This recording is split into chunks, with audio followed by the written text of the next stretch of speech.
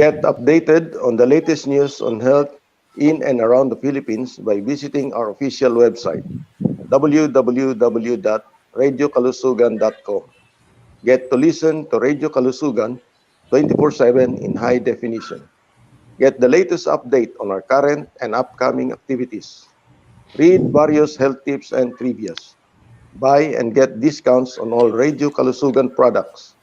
Our website is jam-packed with information, news, and awesome content in health and more.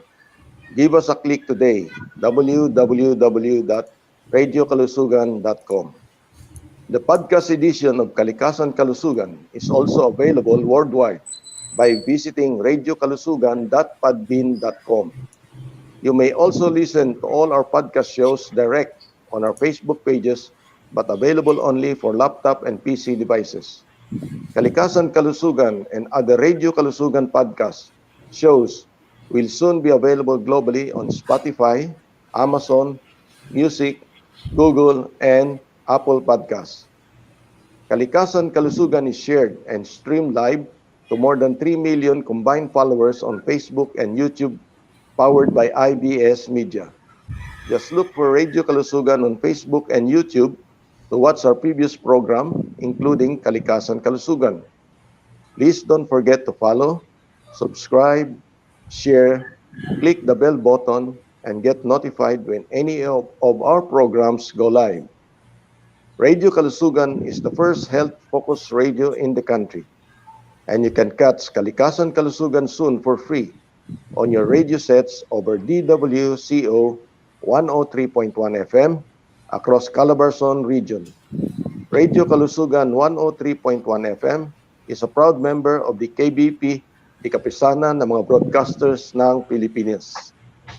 You can listen to Radio Kalusugan via online anytime, anywhere in the world using your smartphone, tablets, laptop, computer, and smart TV simply by typing Listen to Radio Kalusugan on Google search. Download our exclusive radio app on Google Play and Apple Store. Radio Kalusugan is also available on radiophilippines.com, mytunerradio.com, streama.com, radioline.co, and the website of KBP Calabarzon. You may listen to us by visiting our website, www.radiokalusugan.com. Radio Kalusugan Online is available 24 hours a day in standard and high definition formats. Magandang araw sa inyong lahat, partner. Magandang araw, partner. Kumustahin muna natin, partner, yung ating mga yung mga kababayan natin na sumusubaybay sa atin sa maulan na araw na ito, partner, sa Luzon, Visayas at Mindanao, at pati na sa ating mga OFW sa iba't ibang dako ng mundo. Kumusta po kayong lahat? At dito sa Pilipinas ngayon na medyo may bagyo, kahit papaano medyo tumitila-tila naman ngayon. At partner, kumusta? At si Ma'am Vanessa makasama natin ngayon, ano? Ma'am Vanessa, kumusta po? Hello, magandang hapon po. Okay na po. Bumati po kayo sa ating mga tagapakinig. Magandang hapon po sa inyong lahat at thank you for inviting me here again para mag-guest sa inyong radio show. Okay, salamat. Partner, ikaw partner, anong Vanessa, ano ang topic natin itong part 2 mo ngayon? Okay, sige. Ang magandang simula, tackle natin ang mga common myths about breastfeeding. And the next is how to inform or how to encourage families to actively prepare for breastfeeding, whether they're pregnant or planning or kahit may new infant na, but they can still be able to proactively do things so they can be more prepared or more successful in their breastfeeding journey. Ayun. Sige. Go ahead, Vanessa. Okay, so salamat po. mo. Last week na po ng August po ngayon. No? So this August is Breastfeeding Month. And it's being celebrated all over the world. Different countries and organizations have designated August as Breastfeeding Month to encourage mothers families, and the communities to support breastfeeding. Ang theme this year is stepping up for breastfeeding. So ibig sabihin hindi lang ang mga nanay o mga tatay o families, kundi pati ang communities at in workplace ay kailangan din mag-support sa breastfeeding kasi it takes a village. At hindi lang naman po magnanay lang mag-isa niya ang talagang magsa-step up. Kailangan lahat mga kasamahan niya. So, para magsimula tayo, one of the reasons kung bakit hindi masyadong mataas ang breastfeeding rates or hindi lahat ng mga nanay ay nainggana mag-breastfeed ay dahil sa mga common myths. At ito yung gusto nating i-dispel ngayong araw. Okay, so hello Doc Alan, tama-tama. Hi, Doc. Dr. Alan Landrito, kumusta po? May araw. It's nice to be here again. And with Vanessa here, magiging exciting na naman ang ating 2 oras na lilipas. Oo nga po eh. Okay, sige, magsimula po tayo sa isang game. Ang game po natin ay true or false. Or chismis ba yan o fact? May babasahin ako na ilang statements, tapos sasabihin nyo sa akin kung true or false siya. So, pwede nyo sabihin kung true, thumbs up. Kung false, or myth siya, ikagin na lang kayo ha. Sige. Test natin ang inyong breastfeeding IQ. Sige, number 1. Breast milk is not just a secretion. It is a living, dynamic fluid. True or false? Not sure.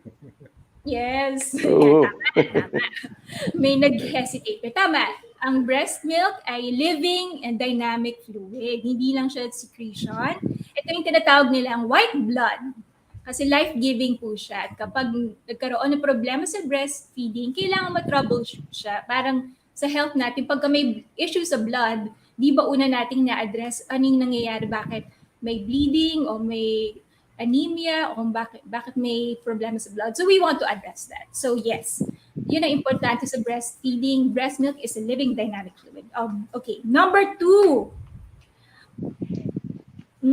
Okay. Not all mothers can breastfeed dahil hindi raw lahat ng mga nanay ay pwedeng mag-produce ng breast milk. True or false? False. False. False po yun.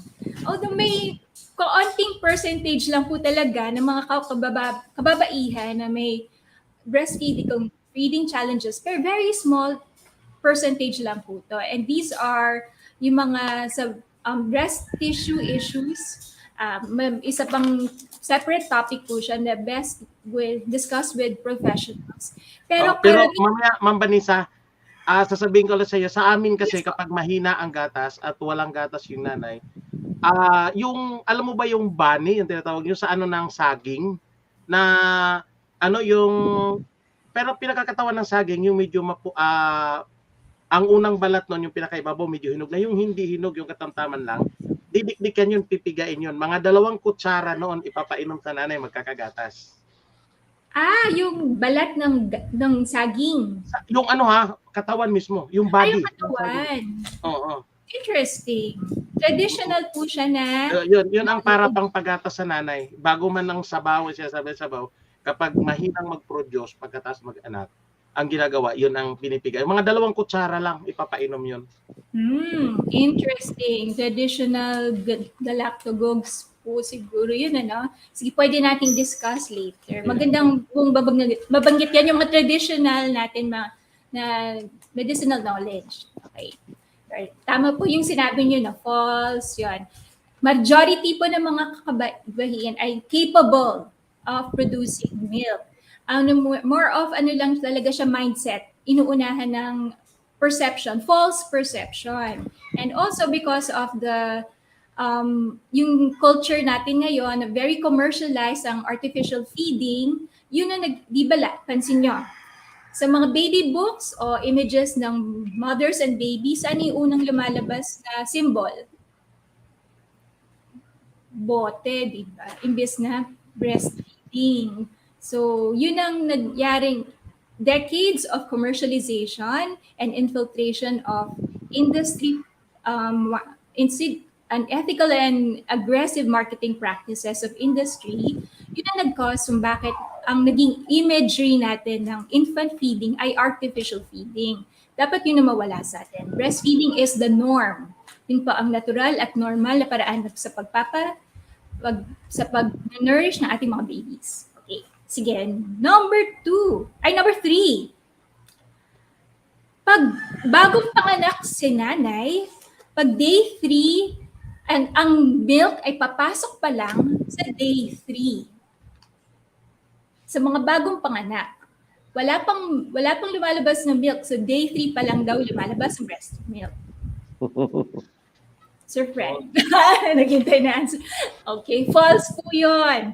Ang breast milk ay pinoproduce na ng mga pregnant mothers even during the 3rd trimester of pregnancy. So the body is already producing milk. Ang lumalabas po sa mga bagong panganak ay colostrum, ang tinatawag nating gold o liquid gold.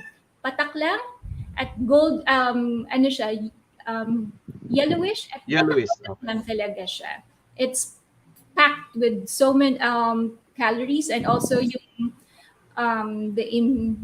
more of for immunity ng newborn. Yun ang function. Globulins.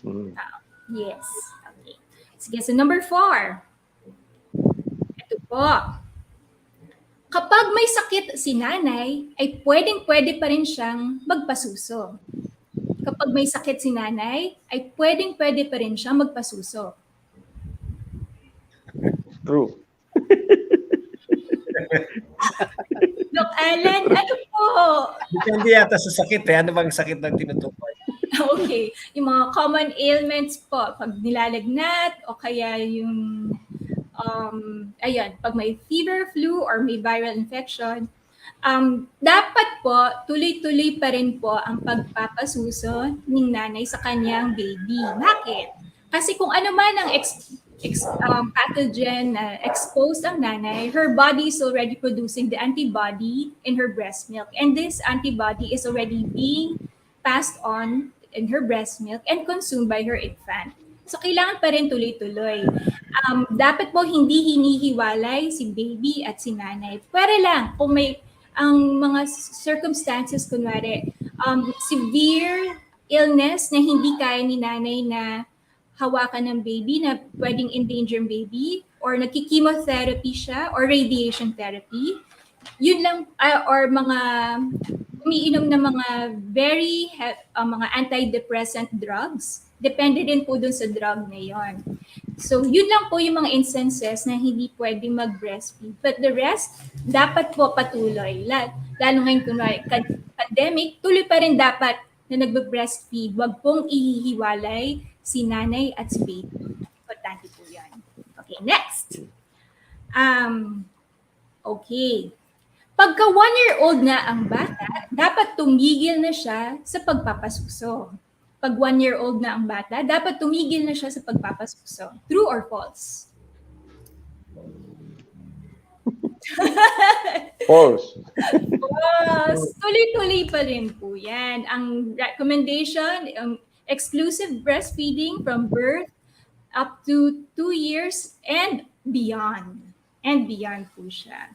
So, exclusive breastfeeding meaning breast milk lamang po up from birth to 6 months. Wala pong kahalong water or other liquid. Wala din pong juice. Bawal po ang tea pagka 0 to 6 months. And then, from 6 months to 1-year-old, mag-start na yung complementary feeding on top of breastfeeding. Ayan po. Hindi po tayo magsusupplement with artificial milk. Kailangan lang po mag-introduce from 6 months ng mga nutritious food, simula sa mga katulad ng squash, o saging, o yung mga age-appropriate na food para sa bata. Yun ang tinatawag na complementary feeding on top of breastfeeding. Tapos 2 years and beyond. Hindi ibig sabihin 2 years lang ang limit. Pwede pa rin po pasuso. At ano uli ang biological age or biological norm na age for breastfeeding? Hanggang anong age pa? Ay hanggang 8. Hanggang 7 years old. Yan po ang ating biological norm for breastfeeding. Okay. Yan. So, pwede pa rin patuloy ang magpasuso. Okay, next. Kailangan mag-supplement ang mga baby dahil mas masustansya daw ang formula. True or false? False! Good. We're all in agreement. Hindi po mas masustansya. Artificial milk will never be able to replicate the components of human milk. Kasi marami pong components yan. Living stem cells, yung mga immunoglobulin, yung mga even yung mga components po niya, yung sinasabi nilang nire-replicate nila at nilalagay na ingredients sa artificial milk, synthetic pa rin yun. It will never compare to human milk. At ang kagandahan sa human milk o breast milk, the milk, yung milk na binibigay sa baby ay perfectly formulated ng katawan ng mommy para sa kanyang baby at that particular moment. Iba po ang component ng breast milk sa umaga, iba ang component ng breast milk sa gabi. Iba rin ang nilalaman ng breast milk kapag may sakit si baby o si mommy. So it's really dynamic. It's adjusting to the needs of the baby at a particular time and the age of the baby. Kapag yung mga 1 year and 2 years beyond, mas antibodies na po ang function ng breast milk. Ang kailangan nila sa complementary feeding is more of calories. Pero pag from birth to 2 years old, more of nutrition talaga. May nutrition pa rin po ang breast milk, pero mas more of for immunity naman, for antibodies pag 2 years and beyond. Okay, next. Okay. Para dumami ang pag-produce ng breast milk ni mommy, kailangan niyang kumain ng sangkaterbang malunggay at mga lactation cookies at iba-iba pang mga galactose. Para dumami ang pag-produce ng breast milk ni mommy, ay kailangan niyang kumain ng sangkaterbang malunggay at mga lactation cookies at iba-iba pang mga galactose. Sure kay Jen, Tito Hill? O maintenance Hindi. Hindi. Hindi naman kailangan, ma'am, na kakain ng marami eh. Kasi ang gatas is normal na magpo-produce ang nanay kung anong pangangailangan ng bata. Kasi mayroon nga sa probinsya, kinakain kamuting kahoy sa umaga, kamuting kahoy sa tanghali, marami pa rin gatas. Kaya hindi required ang maraming gulay o hindi required ang marami kung ano. Mas maganda may sabaw para makapag-produce siya ng mas maraming at saka hindi siya manghihina tulad ng papagsuso. Aba yan. It's for the health of the mother. Yes. Ang quantity or ang pag-produce ng milk ni mommy ay nakadepende sa frequency Sa pangangailangan ng bata of pag-breastfeed. Kailangan po lagi direct latch, lagi nagpapasuso si nanay sa kanyang baby. Kasi ang pag-drain ng breast milk mula sa breast ni mommy, yun ang nagdidictate sa katawan niya to produce more milk. Yun ang signal. Kapag nag-empty yung glands, pag nababawasan ng milk sa breast, nagkakaroon ng signal within the receptor sa loob sa kanyang breast tissue to produce more milk. So kailangan ang pag-drain, yung drain ng milk, meaning there should be good transfer of breast milk from mother to baby. Kapag okay lang naman po ang pagkain ng malunggay, mga ganyan, healthy po yon. Para kay mommy po yon, para wag siya manghina at hindi siya mag-isakin. Pero importante pa rin na yung direct latch, si baby talaga ang magdidikta kung gaano kadaming milk mapoproduce si mommy. So kailangan po talagang frequency of breastfeeding at saka yung length. Kailangan tuloy-tuloy at consistent po siya. Okay, so tama po kayo dyan. Okay, next. Hindi ko nababasa. Okay, ito. Pag stressed si mommy, natutuyo ang breast milk. Pag stress si mommy, natutuyo ang breast milk.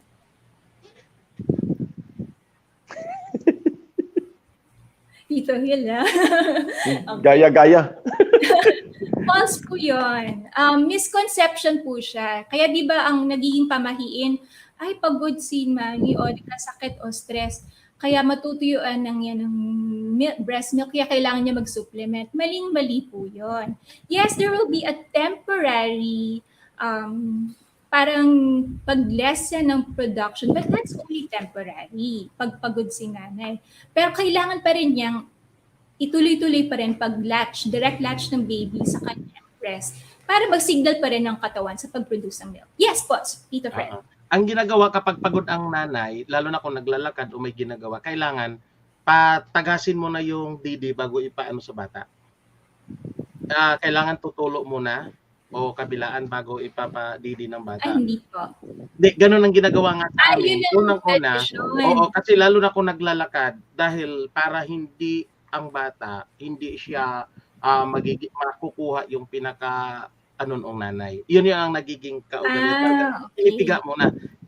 Basta pagod na pagod. Parang itatapon yung breast milk. Konting-konti. Pero ang gatas ng nanay, kapag ang bata kahit tulog, kapag tumutulong kusa yan, ibig sabihin ang bata nagugutom na.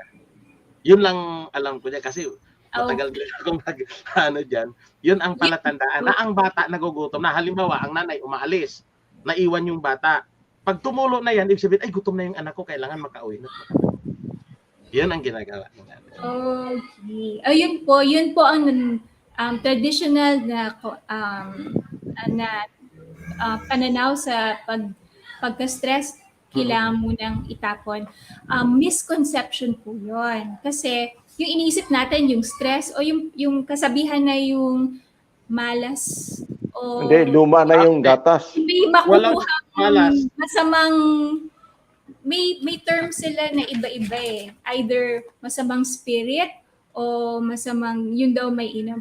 Misconception po yun. All the more kailangan mag-breastfeed ni nanay kapag stressed siya.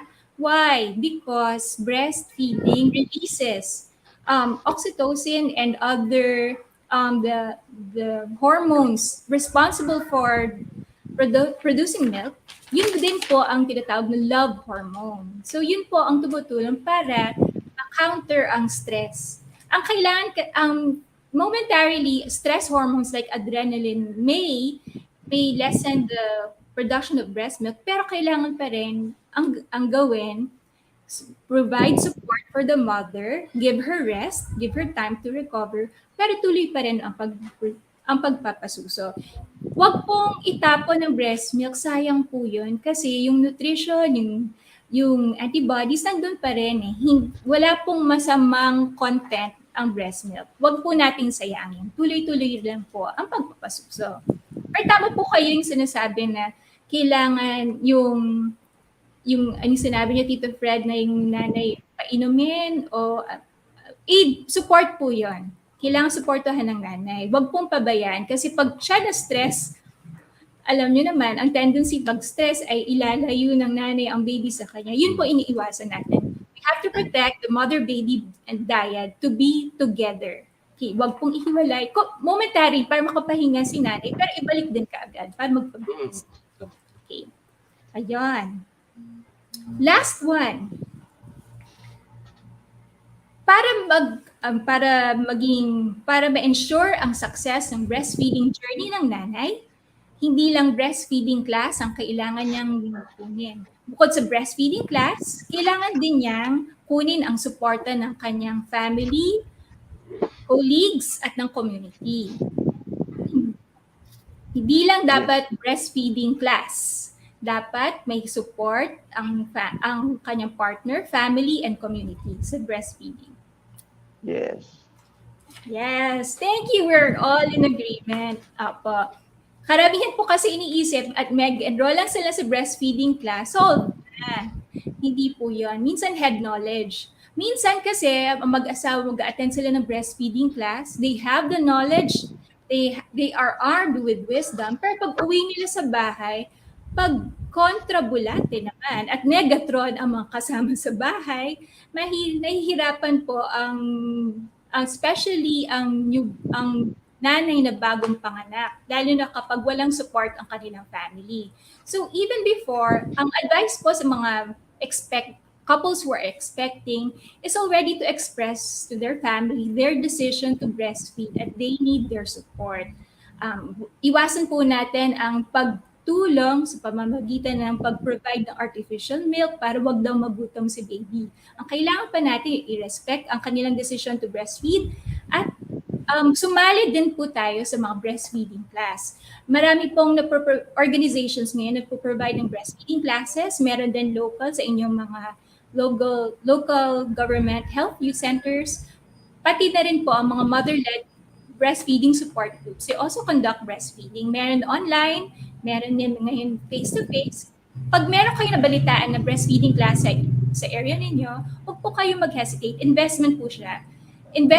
So time and po siya, good investment. Pero best pa rin kung kasama ang asawa or mga support persons na mag-attend ng breastfeeding class.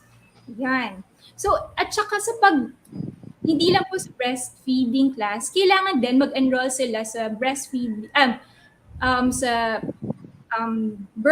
classes or birth preparation classes. Most of the important moments to support breastfeeding, to ensure the success of the breastfeeding journey, starts while the mother is pregnant. And yung pinaka-support dapat nangyari, yung intrapart, during the labor, delivery, and immediately after giving birth. The care provided for the mother, yun ang pinaka-crucial na time to ensure that she would have success in her breastfeeding journey. Ayun, yun yung next na segment po natin. Pero salamat po sa pagsagot sa ating true or false. Medyo napahaba. I just wanted to be clear na in agreement po tayo. So, naintindihan natin, meron po talaga mga misconception about breastfeeding. So, sa inyong area, ano pa ba yung alam niyo mga myths or mga kasabihan na pinipigilan ng mga nanay para magpasuso? Ano pa yung naalala niyo? Meron sa amin yung isa yung pagpagod, wag mong pasusuhin, baka yung masamang espiritu ang mahigop ng bata. Sa inyo pa, ano yung mga common myths sa breastfeeding? Sa amin lang yan na kailangan pagpagod, babawasan yung sa gatas para daw na hindi makuha ng bata yung pagod. Yun lang naman ang naging pero halos lahat nagpapadidi talaga doon. Kaya ang mga bata kahit lumalaking gumagapang-gapang sa lupa, talagang malulusog.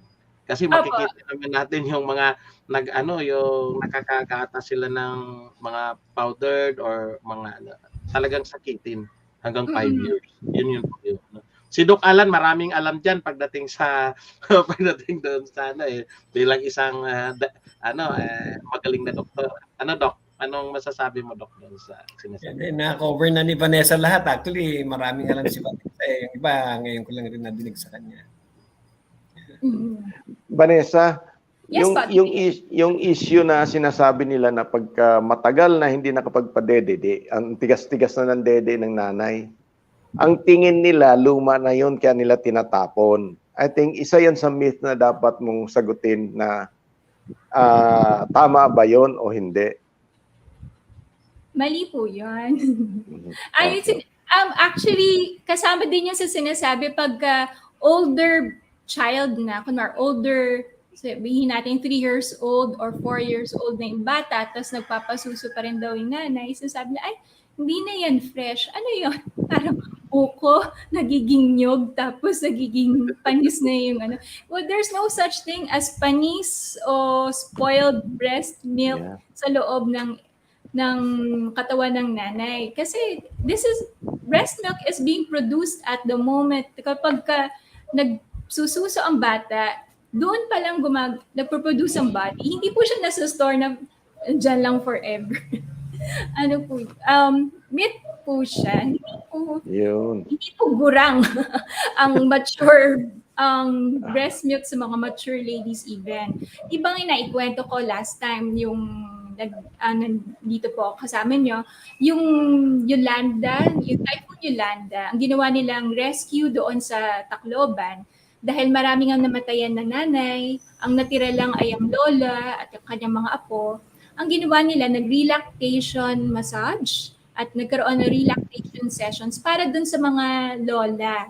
At medyo meron nga yung perception na matigas na suso. Pero pag na-massage, na-stimulate, may mga certain massage points po talaga na nakaka-trigger. Pero kailangan din yung determination ng parang foster mother o kung lola ba to o tita, yung determination din po niya para makapag-breast milk. And yes, they were able to produce milk again, even if they're 60 years old, 50 years old, na parang sabing past the childbearing stage, nakapagpapasuso pa rin po sila ng kanilang mga apo. So at that time, talagang life-saving po talaga ang ginawang intervention na yun para sa kanilang mga apo kasi wala na yung nanay. At saka at that time, wala pong source ng clean water. Mahirap pong kahit pagkain, pahirapan po maghanap. So, yun na yung naging long-term solution, yung i-relactate ang mga lola. So, sa community, binigyan sila ng counseling, lactation massage, at education na rin sa tamang breastfeeding position and latch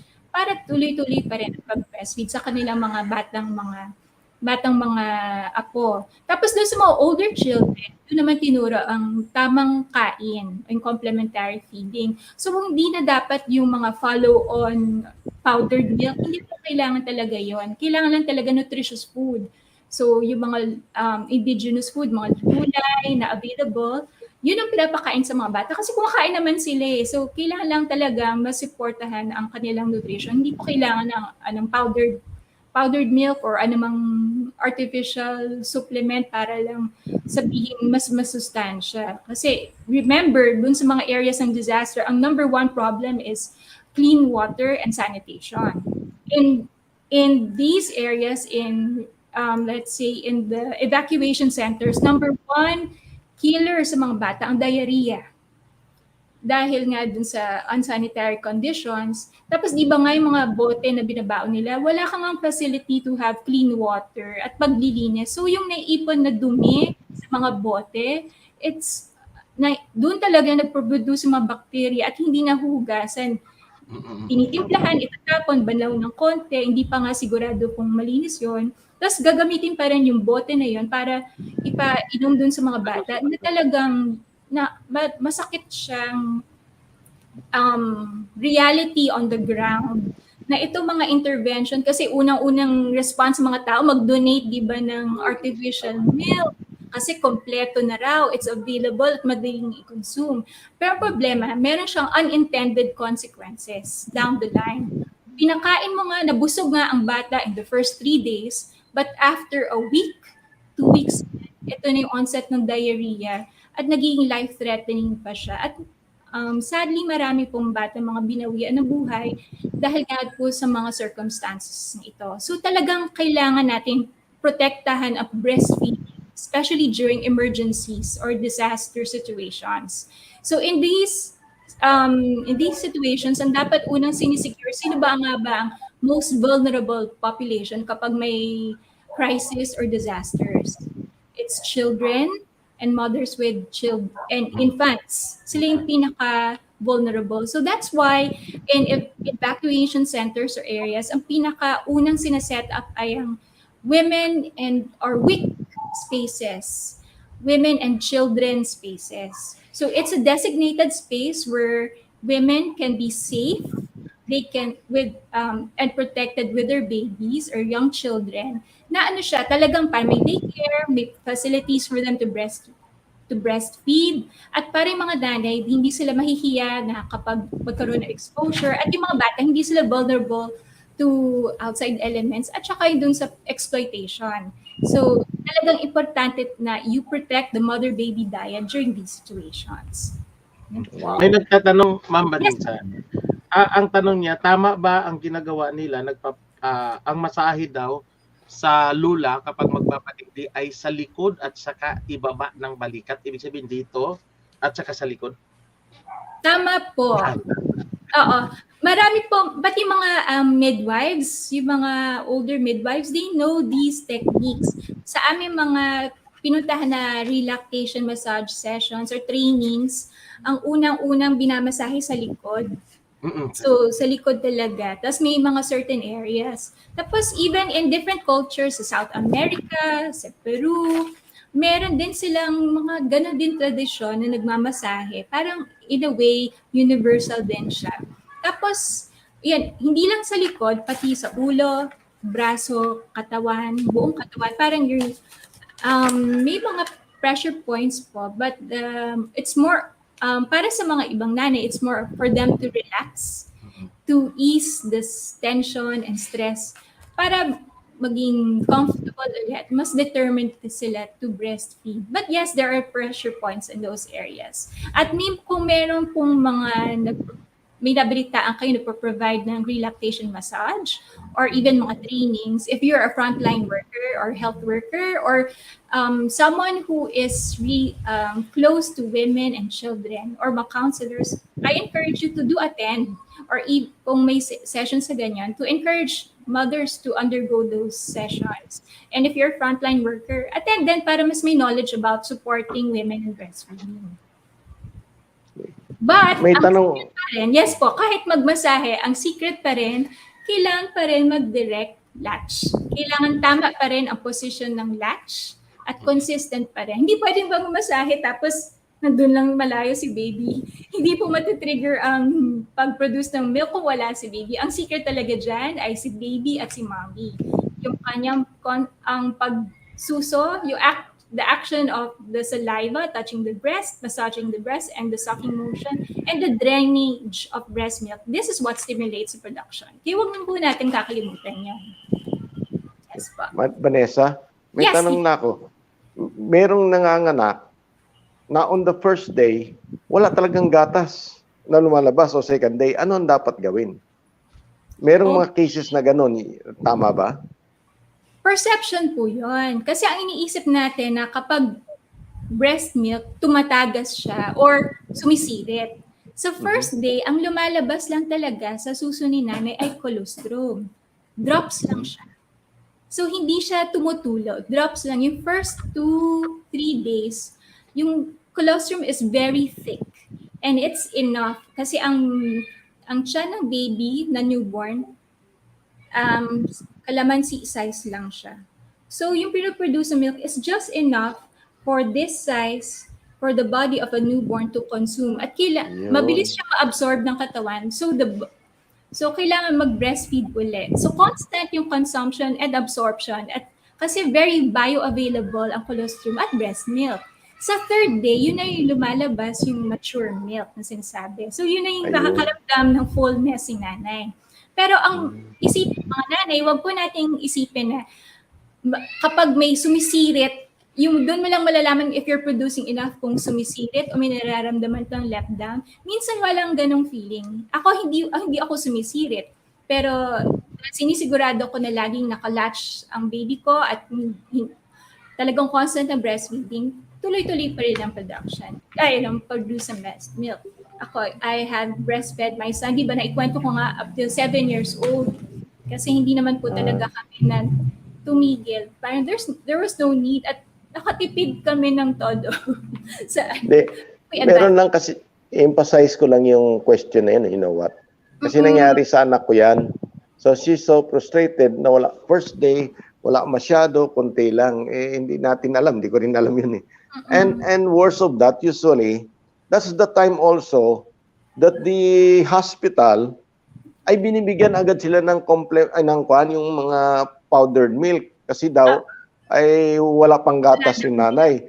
I think this is one thing that we should clarify kasi tulad nga ng sabi mo, basta makailan tulo lang yun, that should be sufficient and there's no necessary really milk complement na kailangan. Kasi talaga namang hindi pa nagsisimula minsan ang nanay na mag-secrete ng yung sinasabi mong talagang gatas na madami. Kasi yung anak ko, ganun na ganun. Kaya very frustrated, wala akong gatas pa talaga. So yun, ang nangyari dyan, you have to clarify this issue kasi ang tendency dyan ng mga nursery ay bigyan talaga ng temporary na yung mga powdered milk. So ano masasabi mo diyan? Napakamaling practice po noon. At this is a reflection of the inadequate training and education of on breastfeeding science among our health workers or healthcare providers. Ang dami pa rin, even among, let's say, even private hospitals or health workers na iniisip natin mga medical professionals, marami pa rin misconception. Kasi, I mean, the breastfeeding education sa medical school, Doc Alan, ilang units meron kayo for breastfeeding science sa medical school? No, meron ba bang breastfeeding science? Wala kaming ganyan sa med school. Kita ko. Reflection po siya. Yung isang ang doktor na breastfeeding peer counselor din siya, naikwento niya, alam niyo, in medical school, you only had 1 hour of training, seminar on breastfeeding. So it's not enough. That's why ang theme talaga this year sa Breastfeeding Month, stepping up for breastfeeding, meaning the community should be stepping up, especially healthcare workers. Kasi ang number one impediment sa breastfeeding is the unethical and aggressive marketing of artificial feeding. Number 2 is the wrong or inadequate advice provided by healthcare providers. Marami pong nanay na experience nila na bagong panganak, pagdating na sa ospital, sasabihin sila, ay, wala kayong milk, mommy. Bigyan na lang natin. Ito na gugutom si baby. Healthcare worker ito, ha? So, sila yung ina-expect natin na may knowledge and wisdom. Pero, ang reality, kulang ng training and education. That is why breastfeeding advocates now are doing double time to provide trainings, up-to-date evidence-based training on breastfeeding sa mga healthcare workers, sa mga LGU, private. Pero kukunti lang po talaga ang mga training ngayon. Tapos marami pong knowledge, yung conventional knowledge na ang hirap palitan na. Kumbaga, old wives' tales, nananaig pa rin siya even in the healthcare system. Tapos minsan, mga doktor mismo nagsasabi yung mga myths, mga misconception. Kasi, di ba nga, pag clinician ka, you don't have enough time to read research or new literature or even mga seminars na iba naman na sponsored. Pag sa research nga, sinasabi na it takes 17 years for breakthrough research to trickle down to mainstream education or mainstream medical community. So kahit yung mga knowledge na to, decades ago pa yan, pero ngayon pa lang nalalaman ng mga mainstream healthcare professionals, kaya mahirap din. So it's really up to us to everyone to be educated and to educate themselves and really read the new research. Marami po ngayon na mga research na lumalabas that only confirms the importance of breastfeeding. Tapos sa ospital, kaya ito po yun. Ito yung next segment na dapat how you proactively prepare to have a successful breastfeeding journey. It starts with pregnant couples or the expecting mother to already to have with her an arsenal. Kumbaga, ito yung weapon niya na kailangan niya. So, first is kailangan niyang mag-agree with her husband or family na kailangan kasi dito sila mag-breastfeed, exclusive breastfeeding. At kailangan ipaalam din sa kanilang healthcare provider. Second is they have to find a healthcare provider that is a breastfeeding advocate. Genuine breastfeeding advocate. So, lalo na sa pagpili ng OB. Kasi di ba naman, sino nagpo-provide ng advice, ng medical advice pag buntis ka? Siyempre, sa doktora mo, di ba, sa OB. Pero hindi po lahat kasi ng mga doktor ay breastfeeding advocates or may up-to-date knowledge. So, it's best you inquire or ask if your doctor is a breastfeeding advocate. Paano ang clue dyan? Or even yung pediatrician na they're planning to consult with, kailangan breastfeeding advocate yan. Paano po natin malalaman kung breastfeeding advocate siya? Tanungin niyo po. Kapag ang clue dyan, tanungin niyo si doktora, Doktora, buntis pa ako. Pag nakanak po ba ako at nagkasakit ako, kailangan ko bang tumigil sa pag-breastfeed? Kapag sinabi niya, oo, dapat tumigil ka, red flag po yun. Ibig sabihin, he or she has not been able to have up-to-date information on breastfeeding. So, marami pang myths pa siyang alam. So, hindi siya genuine breastfeeding advocate. Clue yon. Number 2 clue, pagka low sa pediatrician, pag mabababa ang weight gain ng anak ko, ng baby ko, kailangan ko na ba mag-supplement? Pagka sinabi niya kaagad, yes, kailangan mag-supplement, red flag po yun. Hindi siya breastfeeding advocate. Baka more of a sales rep siya. Imbis na ano. So it's really careful na dapat yung pipiliin yung team that will be supporting your family are breastfeeding advocates. One way of doing this, if you're pregnant, is to have what we call a birth plan. We even have entitled it Unang Yakap Birth Plan. Ang birth plan is a document, may printable, may the download po siya, where you list down what are your desires as an expecting mom and what are yung mga gusto nyo sa agreement between you and your healthcare provider. Sa di ako naka-print out ng document. Dito nakalagay na dapat susundin yung unang yakap protocol. Diba? Pag bagong panganak, dapat ang baby ay hindi ihihiwalay. Ilalagay ka agad sa yung 4 core steps ng unang yakap, immediate drying, proper cord clamping, initiation of breastfeeding, and non-separation. Tapos kapag magkaroon ng emergency cesarean section, dapat nakaspecify sa birth plan na dapat magbe-breastfeed pa rin. I-implement pa rin ang unang yakap kahit na nagkaroon ng cesarean section. At wag na wag po ihiwalay si baby papuntang NICU or kailangan rooming in si nanay at saka si baby. Hindi pwede na sa hiwalay na malayong bassinet. Kailangan katabi ni nanay. So it's advisable that this birth plan is sa consultation nyo with your OB or the pediatrician that you're planning to consult with as part of the birth team. Pakita nyo yung document. Ito, exclusive breastfeeding po kami. No pacifier, no glucose water, no artificial supplement, at non-separation rooming in. Yon, pakita nyo. Tapos kailangang pirmahan ng inyong doktor, pirmahan nyo mag-asawa. Tapos itong document, dadalhin nyo sa hospital o sa facility pag araw ng kapanganakan. Kasi minsan, yung consulting doctor mo, hindi siya yung mag-a-attend sa birth mo, baka ibang doktor. Ngayon, nag-agree nga kayo ng doktor mo, pero iba naman yung nag-attend. Tapos hindi siya pala, itong document would say that this is our agreement. We want exclusive breastfeeding, unang yakap protocol, non-separation at rooming in. At ang role ng tatay is to ensure that this is practiced in the hospital.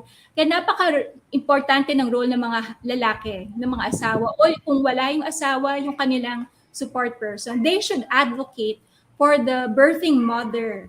Kasi may karapatan po tayo. Breastfeeding is a human right for both the mother and the child. At meron po tayong batas. Ang DOH, meron po tayong Expanded Breastfeeding Act, Breastfeeding and Rooming In Act. So, batas po siya na dapat ang rooming in and non-separation ng mga babies, hindi dapat sila nilalagay sa nursery. Hindi dapat. Only kapag yung circumstance na talagang ill si baby at kailangang ihiwalay, yun lamang po ang mga chance. But otherwise, for normal births or normal circumstances, dapat magkasama po si baby at si mom. Tapos specify no pacifier, no glucose water. At pwede pong i-report yung may reporting mechanism po tayo, lalo na sa mga families. Ang website po ng Mother Baby Friendly Philippines, it's a website where we can report violations, especially ang isang batas ng Milk Code or Executive Order EO 51. Ito po yung against unethical marketing of breast milk substitutes.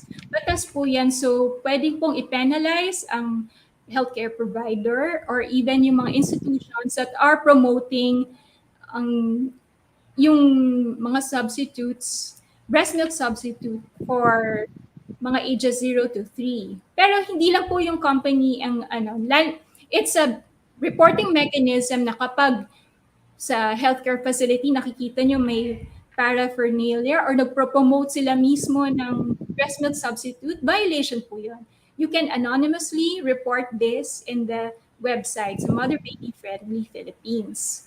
Tapos yung hindi pag-practice, kasi di ba po, Doc Alan, meron tayong mother-baby friendly hospitals. This is, di ba, sinucertify ang hospital that they comply with breastfeeding support in the healthcare facility. Kailangan i-ensure na yung doktor nyo ay susundin yun. Pero minsan kasi, tradition, yung mga nakagawian, ang hirap tanggalin. So yung mga nakagawian, ginagawa pa rin, di ba yung nakagawian, pag bagong panganak, hihiwalay ka agad si baby, paliliguan agad, ilalagay sa nursery. Pero hindi na dapat gano'n ang practice. So sa birth plan, kailangan nakaspecify yun na rooming in. Tapos kailangan si tatay talagang i-ensure, habulin nyo, kung nakita nyo kinukuha na yung si baby, dadalhin sa nursery, habulin nyo, teka, wait, may agreement, may birth plan tayo at meron tayong expanded breastfeeding promotion and rooming in act. So kailangan yung i-rooming in ang baby ko at ang kanyang nanay. So yun ang role talaga ng mga tatay. Tatay, ipaglaban nyo ang inyong mga asawa at baby. Napaka-importante po na. Question ba na? Yes po, Doc Al. Meron ba kayong system dyan sa mother baby friendly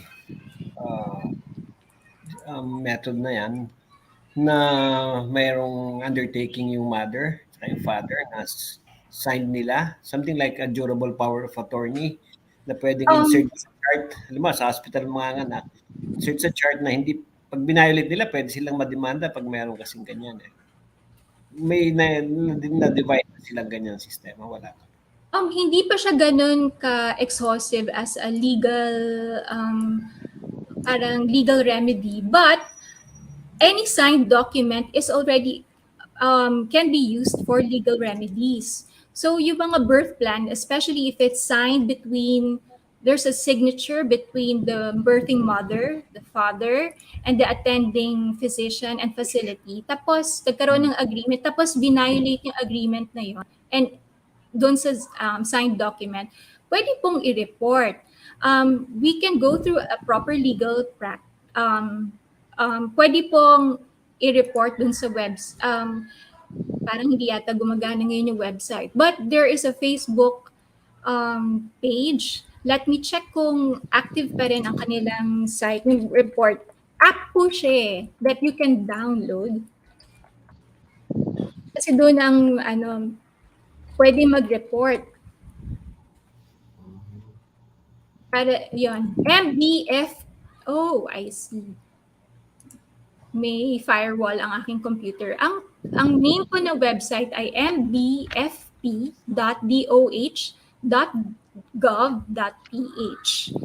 Mother Pakiulit baby. po. Pakiulit. M Mama Bravo.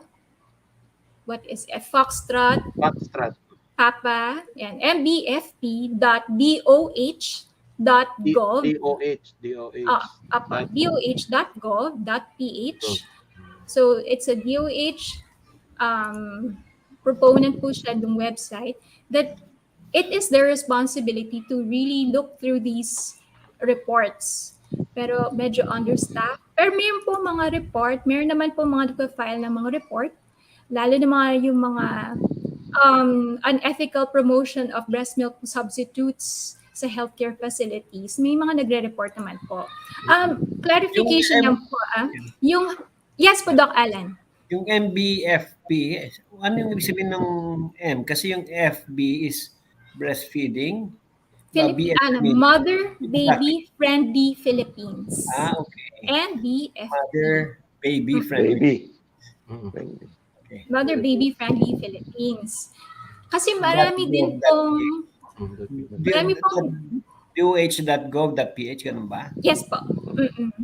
May firewall lang po kasi yung aking browser, may hindi siya mag-pop. But you can also look up that line. App din po siya na pwedeng i-download. So it's helpful para ma-report po siya. Correct. Clarification lang po kapag yung kunwari yung case, kapitbahay nyo ay nagpapainom ng breast milk substitute, hindi po violation yun. Tama naman consumption yan. oil. It's more of sa facilities, sa professionals who are doing unethical promotion, and also yung hindi yung sa healthcare facility naman, it's a violation of their mother-baby friendly work hospital initiative, kasi you need the certification para yung hospital mo will be declared mother baby friendly. So pwede siyang ma-report kasi kapag hindi ka nagko-comply, hindi ka masucertify. So administrative siya. Parang tawag doon, administrative violation na DOH ang dapat na Kasi government siya. sa public hospitals, actually, sa public hospitals naman, very compliant naman. They really promote breastfeeding, lalo na sa mga bagong panganak. Napaka-appreciative. Sobrang appreciative po kami sa mga public health workers in these facilities kasi kahit underpaid, they really help promote yung mga nanay to breastfeed. Ang nagiging issue po natin sa mga private facilities kasi hindi sila bantay sarado ng DOH unlike public facilities. So sa private, doon talaga madalas nangyayari yung business kasi ang private business facility. Kaya hindi private facility, business facility. Pero kapag may DOH order yan, pwedeng masusunod. Pero sa ngayon wala. Ang problema natin implementation. Implementation nga yung RRI. Hindi rin aware lahat ng mga facilities na may batas Katulad nung Ngayon nga lang din namin Order narinig yan. 51. Kulang sa education. So they really don't know. They're actually violating the law. For example, yung pag-attend ng mga seminars na sponsored by these formula industries, sponsored ang kanilang flights, hotel, violation po yun. Oo. So, hindi nila alam kasi they're benefiting from it. Parang, hindi, minsan may forum kami, sinabi ng isang doktor, ngayon lang nila nalaman na bawal pala yun, hindi aware. So, we really need to educate people about the law. Lalo na yung Executive Order 51, EO 51, or Milk Code. That's what we call the Milk Code. Globally, it's called the WHO Code for breast milk substitutes. Isa sa ang Pilipinas sa signatory sa code na ito. Marami ding mga bansa. Ang US, hindi sila signatory kasi industry. Sila yung mga manufacturers. So, kaya mababa din na breastfeeding rate sa kanila. So, kakatawa nga sa mga industrialized nations, mababa ang breastfeeding rate versus mga third world o yung mga low resource countries, sila mataas ng breastfeeding rates. Lalo na yung mga hindi pa na-infiltrate ng mga commercials or commercialized products ng breast milk substitutes. Ayun. Sige po. Si Ma'am Vanessa, medyo yes pa. Bigyan lang muna natin ng daan. Mayroon kasing emergency na nais. Yes po, sure. Muna kay Dr. Alan lang dito. Doc Alan, papasokin natin si Ma'am Brenda. Doc Alan, okay lang po? Sige po. See you later. Okay. Ma'am Brenda?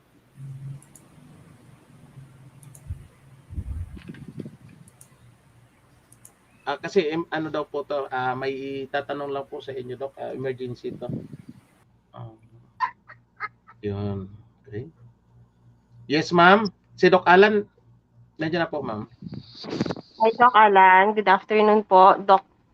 Yes, good afternoon. Yes, Doc, kasi po yung father ko po, last December po, naoperahan po kasi siya sa kidney po niya. Natanggal po kasi yung right kidney niya. And then, ngayon po, last na CT scan po niya. Anong reason tinanggalan ng kidney? Anong reason ba tinanggalan ng kidney? May bukol po siya, Doc. After kasi nilang magka-COVID, pina-general check-up po namin siya. And then may nakita po dun sa ultrasound na may bukol po yung kidney. Ilan taon na siya? 69 po ngayon, Doc. So ano nakita sa biopsy nung tinanggal? Ano po, tawag dito, yung sa CT scan, Doc, talagang immediate, tanggal, yung sa, sabi nung urologist. After na exercise, hindi ba nila, biopsy? Binayopsy, Doc, pero hindi daw clear yung ano eh. Kaya ngayon naglang metastasize na, Doc. So Nag-stage it's 4 lang. cancerous. Yes, Hindi yan Doc, maganda sa cancerous. Okay, Oho. tapos anong problema natin ngayon? Ngayon, Doc, di ba natanggal niya na po yung kidney tapos naglang metastasize. Hindi po kasi maano, hindi po kasi, gusto po kasi ng, tawag dito, ang ano po sa aming immunotherapy. Hmm. Hindi po namin kaya yung yung price, yung budget po for that. Pinaano po namin ngayon sa oncologist, molecular and nutritional oncologist, Doc. Ngayon, ang dami pong supplements na binibigay sa father ko. Mga 15 capsules po per hour po yung inom po ng father ko. Pwede po bang mag-ivermectin kasabay po yung mga capsules, Doc? I don't know kung ano yung binibigay nilang mga medicine sa kanya, mga chemotherapeutic agents, no? Pero the way to do it is, kasi marami naman, wala pa rin study sabay ivermectin. Although nakikita namin, konti lang ang ayaw is sabayan ng ivermectin. Sumasabay siya sa maraming mga gamot. So, i-train ninyo habang nag-take siya ng mga yon, mag-take muna ng isang capsule ng ivermectin, observe ninyo for the next 6 hours. Wala naman masama, then i-increase nyo ulit, next day gawin yung dalawa. Kung wala masamang reaction, pwede nyo bigay na 6 na, 2 capsules 3 times a day. And continue ninyo, tingnan nyo kung baka magkatulong doon sa ginagawa sa kanya. Kasi, sa totoo lang, pagka ganyang metastasis, it's really heroic attempts to treat that, no? Karamihan end stage na pag stage 4. So, binibigay nila, just these are heroic attempts. And you may ask the oncologist, ano ang chances ng father ninyo with those medicines? Wala silang masasabi sa inyo. Hindi lang masasabing may percentage na chance. Sasabihin lang, binibigyan lang natin ng trial kung baka makatulong or hindi. It's parang sinasabing may ginawa kaysa sa wala, no? So, ganun din na ivermectin. The same way, i-try lang rin natin. We cannot promise anything. Wala namang ganung study. I'm not sure kung anong specific kidney cell line yan na nagkaroon ng cancer. So, hindi naman lahat ng cell lines na-aral na sa ivermectin. So, i-try. So, yung sinasabi ko sa inyo, 6 capsules daily for 1 month, there should be an improvement. Pag nakita niyo may improvement, una-una yung general well-being niya, kung maganda general well-being niya, that's a good sign. After that, nawawala baka may mga pain siya. Kung may marami siyang metastasis, baka may mga pain, nawawala rin yung mga pain. Tapos yung tumor size, yung metastasis, may mga sizes siya na determine yan, di ba? So, yung test niya, may mga niyan. So, pwedeng i-repeat yun after 1 month, then tingnan nyo kung nag-reduce, so that means it's working. So, you do it pa for the next month, and then continuous kung hanggang may na-achieve tayo na improvement. May mga lymph nodes na nga daw po sa lungs niya, kaya maraming lymph nodes. Lymph nodes talaga ang atakihin eh. Yun ang sumasala sa dugo. Kung naka-escape yung cancer cells sa bloodstream, mag-hold yan yung mga lymph nodes. Kaya lymph nodes naman siya mag-grow. So, bigyan lang na trial. Alam niyo naman, pagka stage 4, talagang it's really very advanced condition. No? Dok, paano po yun? Ano kaya pwedeng isabay na panggamot sa ubo? Kasi hindi po siya nakakatulog sa gabi kasi parang yung ubo po niya laging napapadalas, Dok. Is it because doon sa gamot po niya? Walang binibigay mga doctors niya. Binigyan na, Dok, ng ng antibiotic, pero hindi po nadala, Dok, sa antibiotic eh.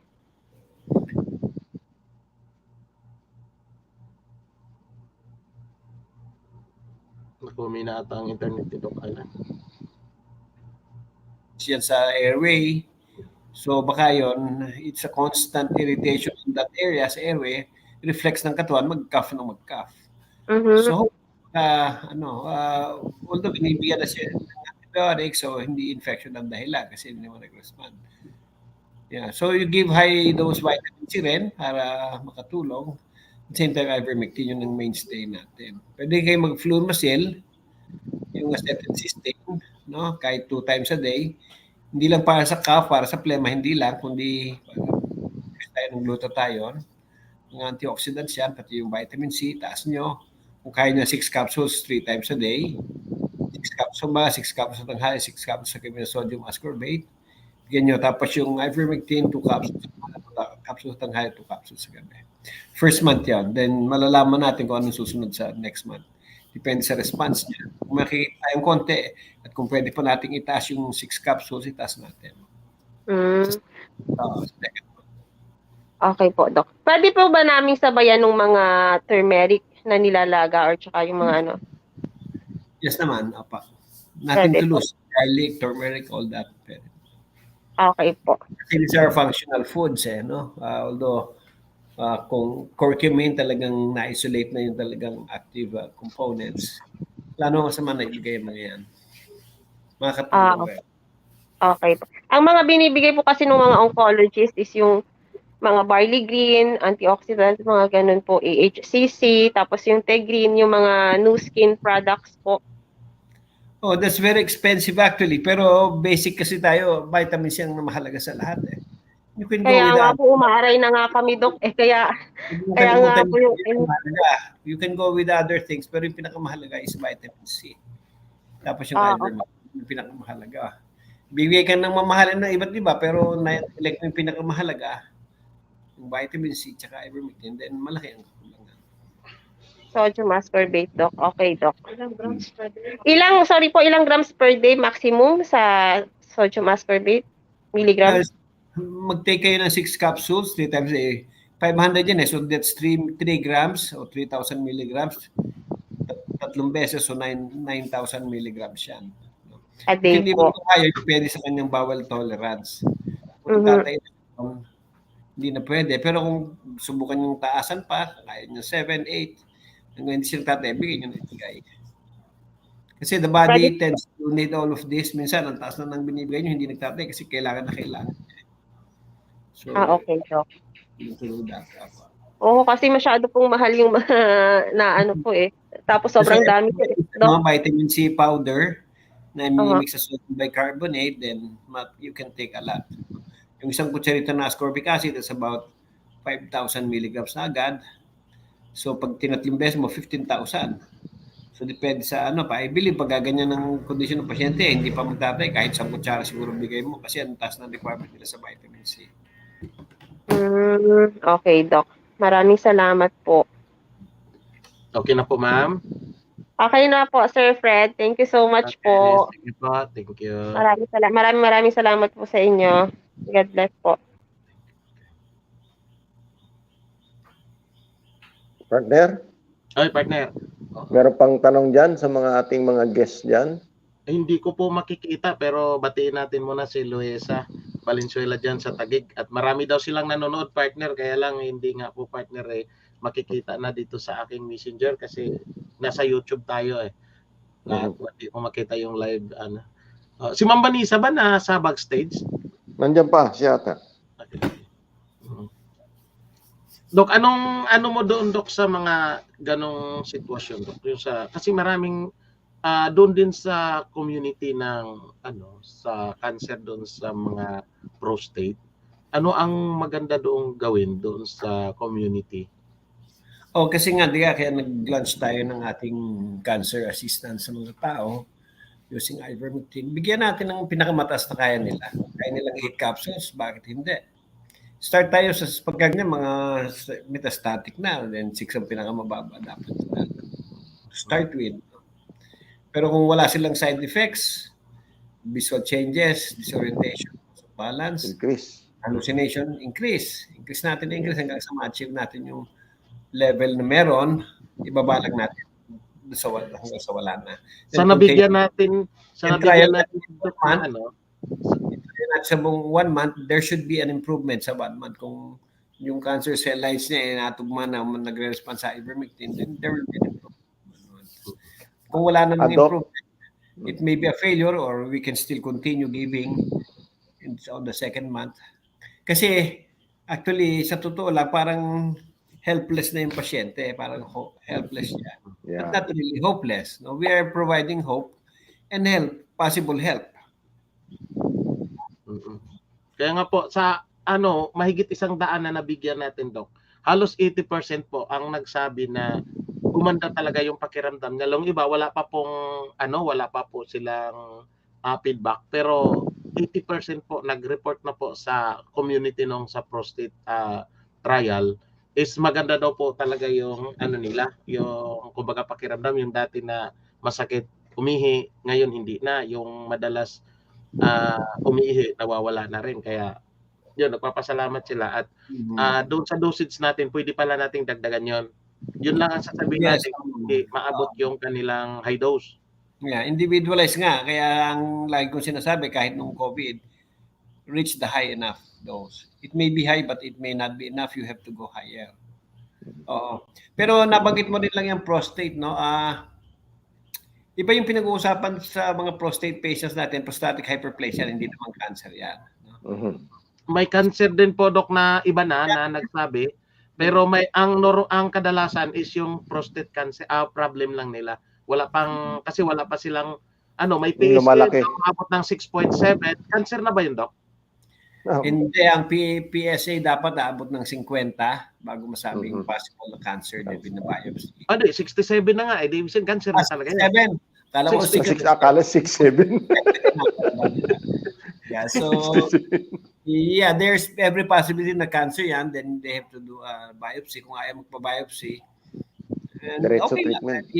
Basta i-treat mo na ivermectin kung nagre-respond. So, minsan mas magandang hindi niya may cancer siya hanggang sa gumaling na lang. Kaysa nagkaroon po siya ng mental agony na may cancer siya. Ano daw po, Dok, ang normal lang na PSA? 4. Yeah, mga ganyan. Okay.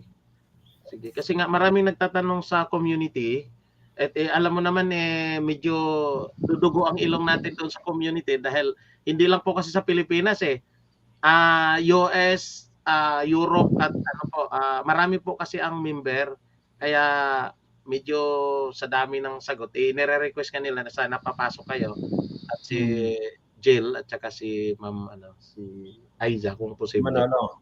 But si Manolo ang nag-request kasi Kailan sa dami ng tanong. Oo, pero sa US nakapagpadala na rin tayo. Medyo matagal lang talaga dahil sa post office. Doc, ito lang ang observation ko naman. Kasi pagka ginawa nating 3 times a day ang bigayan, tapos with VCO pa, tapos with tawag nito with sodium ascorbate, naobserbahan ko, Doc, na mas na madaling ma-attain yung tinatawag na bowel tolerance. Kaya if may mga adjustment tayo ng 3 times a day because we like to avoid the so-called yung mga hallucination or mga yung makakatulog sila. So this is Jill, no? Wag natin i-confuse yung bowel tolerance sa ivermectin. Bowel tolerance is significant dyan sa sa BCO, Doc, at saka sa vitamin C. Oo, saka BCO. BCO at saka vitamin C. Oo. So ang nangyayari diyan pagka na ganyan nga kasi we have to weigh, no? So I will put more weight on the vitamin C na dosage. So usually diyan ina-adjust ko na lang yung BCO instead of 1 tablespoon, 1 teaspoon, o kaya pinufuse ko yung 3 times a day into 2 or 1, tulad nga sabi natin, para ang BCO hindi makadagdag doon sa yung loose bowel tolerance ng kwan. Kasi pag kinumbine yung BCO at saka sodium ascorbate, mas napapabilis yung attainment ng loose bowel. So ang ina-adjust ko dyan, Doc, ay yung BCO. So, anong tingin niyo, Doc? Paghiwalay ng bigay. So, paghiwalay ng bigay. No, hiwalay ng bigay. Yung BCO, pagka matutulog na, 2 kutsara. Pagkagising, 1 kutsara. Yung vitamin C, iba ang pagbigay. It can be given even before meal, no? Or after. Basta late na sa gabi, ibigay yung BCO, mag-isasabay yung vitamin C. Okay. Yun lang namang adjustment. Yung vitamin. Yung Doc, pwede daw makahingi ng resita yung kanina, si Brenda, para sa tatay niya. tungkol sa antibiotic kasi hindi nakakabili ng ano, di ba? Pag I'm sure binibigyan na ng antibiotics yan, di ba? Binigyan na, sabi niya. Hindi na kailangan ng antibiotic. It's not infection. Gaya sinabi ko, baka may metastasis sa airway. And if there is metastasis there, talagang nag-stimulate ng coughing reflex yan. Cannot do anything about it. Kasi nag-trial na nga yung mga doctors ng antibiotics eh. yung Flumicil at saka acetylcysteine parehas lang, di ba? Pwede na siya sa Parehas lang yan. acetylcysteine. Parehas Ah, lang. okay. Ano pong bigay daw sa acetylcysteine or Flumicil? 3 times a Pwedeng day? 2 times a day, pwedeng 3 times a day. Apa. Sige pa. Salamat. Si Ma'am Vanessa, nandiyan na. Ma'am Vanessa, pasensya na po kasi nag-ano lang po sila sa emergency kasi yung tatay niya is natanggalan yung kidney. Nakikiusap lang po. No Sige, problem. pwede na. Of course. Siyempre, yung urgent, yun ang kailangan pong i-address. Ma'am Vanessa, may question lang ako. I don't want to miss this chance na maitanong sa'yo. No? Yes po, Doc. Yung sa topic kanina, yung naunang topic last week pa tsaka ngayon. It's about colostrum, no? Yes. Maraming lumalabas na mga supplement product para sa adult na colostrum, but I don't believe eh. Sabi na para can you imagine bibigyan mo adult for daily na colostrum, yung mga capsules na lumalabas yan eh. And hindi ako masyadong naniniwala na necessary yon. So sa dami ng lumalabas na ganyan, magaling daw sa immune system and all that, parang nasisira tuloy yung concept ng colostrum sa. So what can you say about that, Vanessa? Ang problem po dyan kasi kino-commercialize, tas ang nangyayari, hinihiwalay yung, kumbaga, yung breast milk and the mother and the baby, the role of the mother-baby diet, parang nagiging insignificant po siya. Kaya sa breastfeeding, it's not just about the milk or the human or the fluid being consumed. It's the dynamics between the mother and her baby. Kasi ang dami pong nangyayari po doon eh. Colostrum, yung mga yan, ang daming pong ngayon, di ba, yung interest ng mga isang kilala nating philanthropist na bumili na napakalaking lupain, na nag-proponent ng itong mga organic milk substitute for premature babies, tapos for colostrum. Ano pa rin po siya, synthetic at hindi siya, remember, breast milk is the living dynamic fluid that is formulated that is just right for the baby, specifically for the needs of that baby. Kasi may colostrum ka nga, pero yung asan yung living stem cells? Asan yung living antibodies? Wala doon eh. Even yung sinasabi IgA, IgB, nilalagay nila sa colostrum na it's still manufactured. So you're really separating the breast milk from the mother, and even you're creating a gap between the mother and her baby. When di ba ang dapat ginagawa natin, we're protecting the mother-baby diet. You don't separate the product from the process.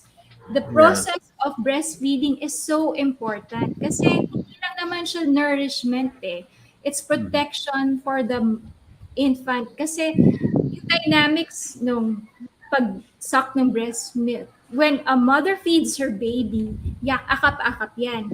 Nakaplay sa chest. So the regulation of the breathing, the suck-swallow motion, na exercise ng baby, that is priming the baby for mature feeding later on. Na hindi nangyayari kapag may bottle-fed siya, yung sa jaw, yung suck-swallow motion, that is essential for breathing. Or even for, yung, para hindi siya asphyxiate yung baby. Kaya nga nagkakaroon sudden infant death syndrome. Kasi nga, hinihiwalay ang baby. Kadalasan, hiwalay ang baby sa mother. So, walang nangyaring regulation sa breathing niya, the oxygen or the heart rate. Iba ngayon ang studies ngayon, even for premature babies, when they're placed instantly, skin to skin to their mother, nagre-regulate yung kanilang oxygen levels and also the pulse, the heartbeat. So the beauty, the magic between the mother and baby is there. Pero pag hiniwalay mo, hiniwalay mo na nga yung mother sa baby, hiniwalay mo pa yung important component sa breast milk dun sa totoong human, tapos ginawa mo, kinomercialize mo, ginawa mong product for consumption, tapos it's simply it's consumerist culture na hindi dapat eh. So it's maybe, pero it's not necessary. Kung naman meron ng direct source ng colostrum or direct source ng milk, bakit mo pa, why would you go through this process din siya? It's another processed product that takes so much resources, energy, and cost. These are expensive products. Even for yung mga for premature babies, yung hinihiwalay, parang may risk pa rin siya. That is compared to human breast milk. Yeah, Vanessa, I'm glad I'm hearing this, no? Kasi yung concept na sinabi mo, the colostrum or the breast milk itself is a dynamic living fluid, no? So there has very significant yung mother-infant interaction, yung conditions nila, and very specific ang produce ng milk according to the condition of the infant, no? So I am very conclusive tuloy ako ngayon na itong mga colostrum na sinasabi nila, parang ano to pharmaceutical orientation. Very industry. If we will notice, karamihan dito sa mga formula producer, mga pharmaceutical companies din sila. Like Wyeth, that, mga pharmaceutical companies yan. No? So, kaya ganun ang orientation na. So, they're really ruining the health of miski infant pa lang. No? Kasi I've heard from somewhere, if you give a baby and you don't give that baby love, inalis mo yung love, ginawa mo lang siyang like a machine. Finifeed mo siya. Even with the formula that you want to give it, mamamatay ang bata. Sabi nila. And I think it's possible, no? Kasi human beings tayo. There are certain aspects sa pagiging humans natin na hindi pwedeng substitute na para tayong tinwet na parang machine na binigyan lahat ng nutrients na kailangan. Pero babalikan ko yung question ko, yung colostrum, hindi naman sa infant binibigay nila sa adult Kaya sabi ko, saan ko kinuha? Baka o what? So, hindi human ang pinupukuhanan. Parang insensible, parang it's silly. And the idea is something healthy, you know? I don't think there is science to it. Yeah. Thank you for all this problem. There is science, but it's not being used properly for humanitarian sake or in the guise of humanitarian purposes. But it's more proper usage ang nawala. Kumaga ang premise maganda, ang conclusion hindi. And the way I understand it, Vanessa, sa pagka-explain mo, na yung gatas na pinoproduce ng mother, hindi pre-program. It's dynamic. The moment na anong need ng bata, and the signal that the young created by sucking from the mother, that's the time that the connection that the mother will produce the kind of milk that the child needs. No, so that dynamic situation cannot be replicated by producing milk or producing colostrum, and it can give the same effect to somebody else, no? So yun ang gusto kong linawin dito, na yung biological aspect ng human, hindi mo pwede talagang gawing artificial, hindi maduduplicate yun. Kaya nga magtataka tayo, no? Sabi mo nga, sa 0 to 6 months, wala nga, not even water. And you will be surprised na sufficient. Yung bata, hindi siya nadidehydrate. With that breast milk lang, minsan konti lang yan eh. Hindi, kung titignan mo, hindi naman napakarami, pero kung titignan mo yung bata, healthy. Kaya nga kung titignan natin, Doc, I think I've realized now na yung mga siniset na mga weight ng mga doktor na yan o ng mga guidelines ng mga is just to ensure the consumption of mga itong artificial na mga powdered milk kasi underweight ka, ganito ka sa height, so dapat ang formula mo or supplement ang binibigay nila. I think this is where nagiging malinaw sa akin pananaw na merong maling batayan silang ginagamit just to ensure the consumption of these mga supplement o mga artificial na kwan to ensure lang magkaroon lang ng dahilan na maibenta yun. Tama So ngayon po. ko na-realize na talagang hindi dapat pala ganun, Doc. Ewan ko what do you think, Doc? Yeah, totoo yan, ano? And I would just also would like to add something. Yung concept ng lactose intolerance. So, parang dumami yung lactose intolerance and they're selling milk substitute that is parang galing sa soya, something like that. Hyperallergenic or Hypoallergenic and all this kind of stuff. No? Pero I suppose hindi nila kinonsider yung mother's milk eh. Itong lactose intolerance kasi sa pediatrics, inaral namin yung composition ng mother's milk comparison with the cow's milk. Sa lactose, magkaiba na sila ng properties. Sa casein, yung main protein niyan, magkaiba. Digestibility niyan, yung iba't ibang properties. Iba talaga yung sa cow, iba yung sa human. So, I suppose kung human ang bibigay, breastfeeding ang gagawin, walang magiging problema such thing as lactose intolerance. And Yes. the response should not be give a milk substitute. The response should be, pag lactose intolerance, give the right milk, which is breast milk. I don't think magkakaroon ng magkakaroon ng problema sa intolerance. Tama po yun. Yung iba ngayon sa lactose intolerance, it's all rooted in the infant feeding at the moment of birth. Kasi pag hindi mo na breastfeed yung bata at na newborn, hindi primed ang immune system niya for optimal immunity. Iba yung pumapasok. Kaya non-breastfed children are have more risks for autoimmune disorders, respiratory issues, diarrhea, and other diseases. Kaya nga sinasabing ang napaka-importante ng breastfeeding sa foundation of the health of a human being. Kasi long-term ang benefits. If your immune system is optimally primed at the moment of birth, madadala mo yan hanggang adulthood. Di ba napapansin ngayon ang daming allergies, yun nga lactose intolerance. Tapos ang root pala niya may underlying medical issue that can be traced sa manner of birth ng bata.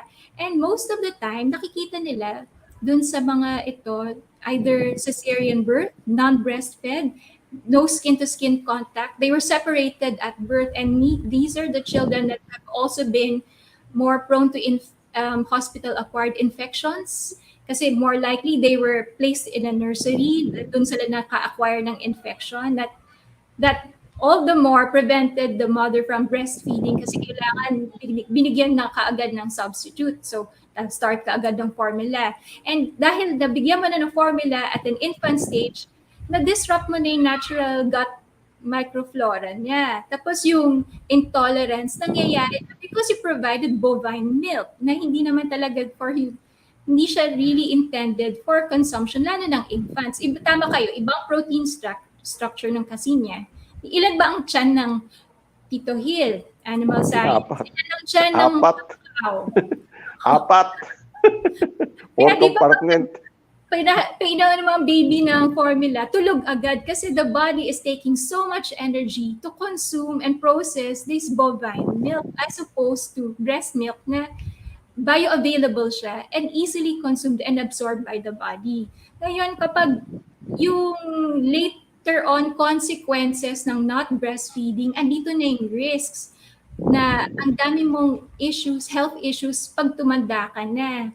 Yung diabetes, yung autoimmune issues, allergies, kasi binigyan mo na kaagad ng formula that is not really meant for, or sabihin natin, hindi siya talaga optimum for the infant. Kasi ano ba ang normal way of feeding? Breastfeeding pa rin talaga. So it's a first food of humans. Tapos dineprive mo yung infant na napaka-vulnerable from breastfeeding. Di ba napakalaking injustice yun sa children? There are instances that we will need this these milk substitutes, pero nasa bottom po talaga siya ng hierarchy of needs or ano, feeding sa infant and young child feeding. Napakababa po siya. So talagang dapat we prioritize breastfeeding na direct latch from the mother. Next is the express breast milk kapag hindi kaya ni mommy. Only during circumstances na kailangan niyang mag-express. Next is donor breast milk or wet nurse. And then the other one is the donor breast milk from milk banks, yung pasteurized breast milk. And the other, pinaka-bottom na yung substitutes, yung breast milk substitutes. So pag 6 months onwards, you emphasize complementary feeding. Tapos yun na nga, yung for example, in other countries like Indonesia, na low resource din, napakatalamak ang respiratory issues, diarrhea, especially in low-income areas. Why? Kasi napakatalamak din po ang marketing ng mga powdered milk and substitutes. Ayan, same issue din dito sa atin. Pero sa atin kasi, mas mas matapang yung pag-comply, mas matapang yung batas natin sa milk code. But in other countries, hindi sila ganun katapang. So yung wala silang batas or enabling or yung pag-i-implement ng law. So wala ring gaano monitoring. So in countries like Indonesia, it's so it is not that complex or complicated. You start with the observing the infant and young child nutrition or feeding practices sa mga bata. Formula agad. Tapos if you can't afford formula, powdered milk. Tapos idadilute pa. Tapos minsan, condensed milk na lang ng water. So, mas nagiging cascade siya eh. It's parang vicious cycle siya. So, bakit hindi ina-emphasize ang breastfeeding na it's already there, it's free, although the cost quantify nila ngayon ng breastfeeding in a year or in a lifetime, parang millions din pala ang worth ng breast milk and breastfeeding ng mother kasi the time, the labor that a mother spends to breastfeed her child, it's a 24/7 job. And also the cost of not breastfeeding. Di ba, na-compute natin, mahina ang 6,000 a month sa artificial feeding. Multiply that by how many months? In a year, ang laki-laki po. But also the unintended cost of not breastfeeding. There are 800,000 lives lost. 800,000 lives of young children that could have been saved if they were breastfed by their own mothers. Napakalaking loss po, 800,000 a year ang loss of lives because breastfeeding was not encouraged. If imagine mo yun, kung na-encourage talaga ang breastfeeding, so many lives of children could be saved. Kasi hindi lang po yan nourishment, it's protection. Also, pag yakap-yakap ng nanay ang baby, the physical protection is also there. And also the benefit extends to the mother. It also reduces her risk for cancer and of cancer and other issues kasi breastfeeding also helps regulate the mother's body. Ang daming benefits. Pero ang dami pa rin obstacle talaga sa breastfeeding. That's why yung theme talaga ngayon, stepping up. It's up to us. It's not just mothers. It's up to us, especially those who already have the knowledge or are aware of the issues to really defend, to protect, support, and promote breastfeeding. So, community effort po talaga siya. Let's not leave it to the parang iniwan natin nakatiwangwang ang mga nanay na sila na lang bahal. Oh, mag-breastfeeding class ka, okay na yan. Hindi po. Kailangan po natin suportahan. Starting with the family. Huwag natin kukontrahin ang magulang. Do not undermine women. Huwag yung i-underestimate din ang capacity niya. The more you encourage her, tell her, kaya mo yan, mommy. Kaya mo yan. You are wonderfully made. Kaya yung sacrifices niya, she will understand that it's all worth it. It's hard. Breastfeeding is hard. Hindi siya biro. Kaya kailangan talaga ng support. Pero it starts lalo na from the medical community. Kasi sila ang, healthcare professionals, the first people we go to for advice on health, on feeding. So dapat up to date din ang information na nakukuha nila. And also, we should not, kailangan talaga step up ng healthcare professionals when they educate their patients about breastfeeding. Even if you're not related sa, even if your field is not directly with nutrition or pediatrics or obstetrics, kailangan talaga kasi doktor, di ba? Kahit sa kamag-anak. Sino ba sa atin ang mga may kamag-anak na married or expecting o may mga anak na may young children and infants or may kapitbahay, office mate, at kung doktor ka or you're in the field of nutrition or healthcare and wellness, these people look up to you for advice. So, kailangan accurate din ng ating provide na information. Diba? Or kahit kapitbahay yan. Information is available, pero kailangan kilitisin din natin ng information to make sure that it's up to date and evidence-based. Kaya yun po talaga importante. And to support, protect talaga, kaya protect breastfeeding. Vanessa, I would like to add an angle then, ano? Yes po. Kasi if you look into history, the Philippines, we were, when the Spaniards were colonizing the Philippines, I suppose wala pang supplemental feeding yan eh. Pagdating ng mga Amerikano, dyan lang nagkaroon ng supplemental feeding. But then if you look into what the Filipino nation constitute, these are very prolific and very strong. It's a very strong race. Ang lilit ng bansa natin, ang density natin, kung sinauna, mga tao, kung mga anak, 12, 14, ganyan ang mga anak. Tingnan mo itong mga Europeans, saka itong mga Amerikano, padalawa-dalawa lang, misa ayaw pa nga nila. Maybe birth control, pero I believe it has something to do with also with breastfeeding. Malaking factor. No, pero gusto ko rin makita yung isang angle din, gusto ko rin i-add rin. No? Kasi when you look into the Bible, it's describing Israel as a land flowing with milk and honey. So it doesn't mean cow's milk, goat's milk, camel's milk, or whatever are totally bad. It may be important for adult nutrition, but not for infant. So dapat hindi rin natin maging connotation na yung cow's milk is bad or anything like that, no? Or yung goats, no? Or whatever, no?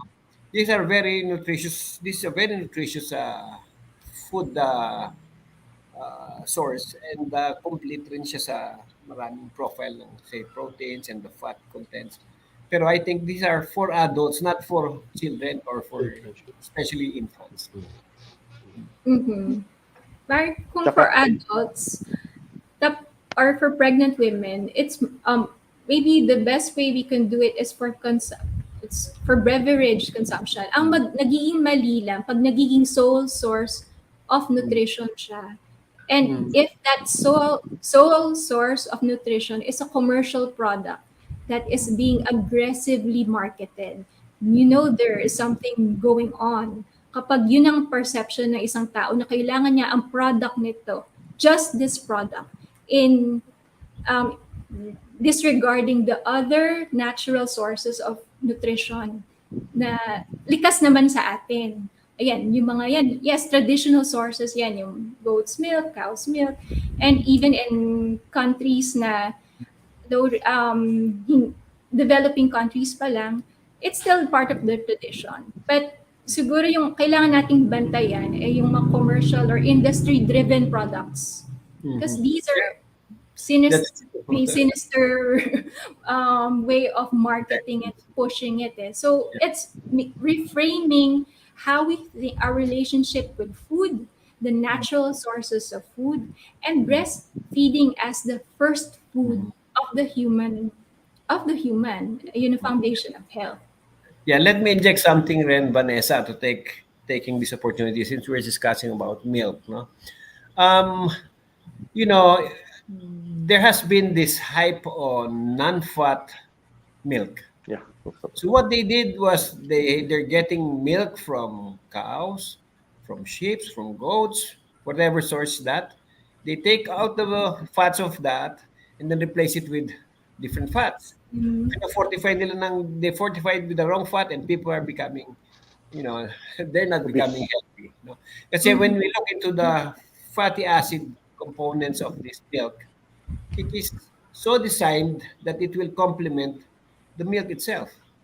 And you cannot replace it with a vegetable oil. Ganyan ang ginawa ng mga nitong mga nutrition so-called. Yes. I would say they are really they want.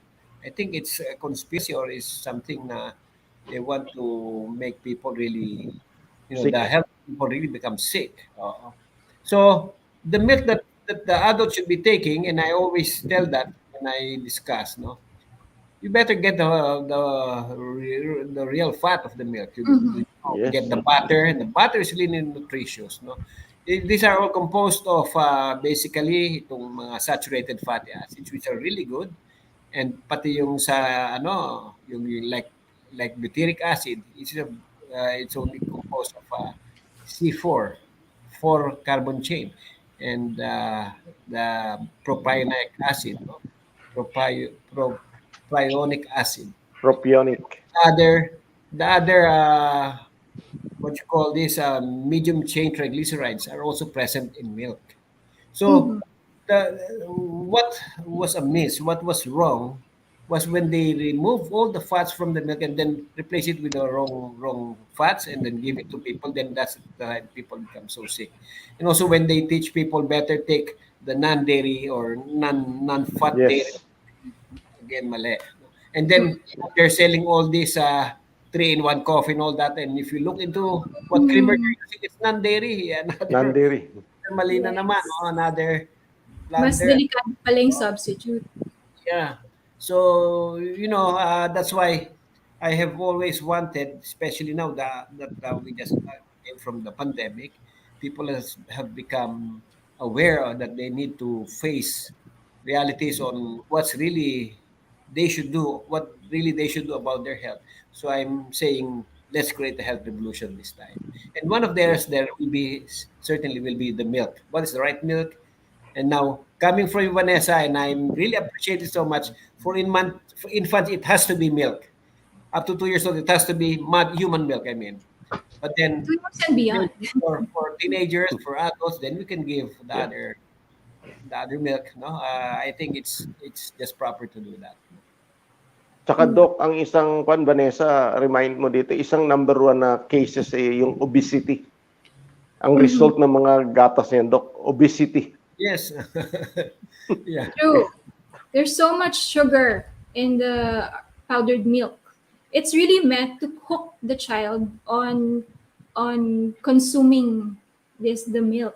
Kaya nga masipag ang mga marketing companies to give free samples kasi alam nila once makatikim ang bata ng powdered milk na yan, they won't go back to breastfeeding if infant or kung older child na siya, mas gugustuhin niya uminom na lang, hindi na siya kakain. Hindi na siya kakain ng healthy food kasi even the nanay, isipin niya, kasi complete na siya, nutrition, na siya, panatag na kung yun na lang iinumin niya. When in fact, you're depriving the child of other nutrition that can come from whole foods.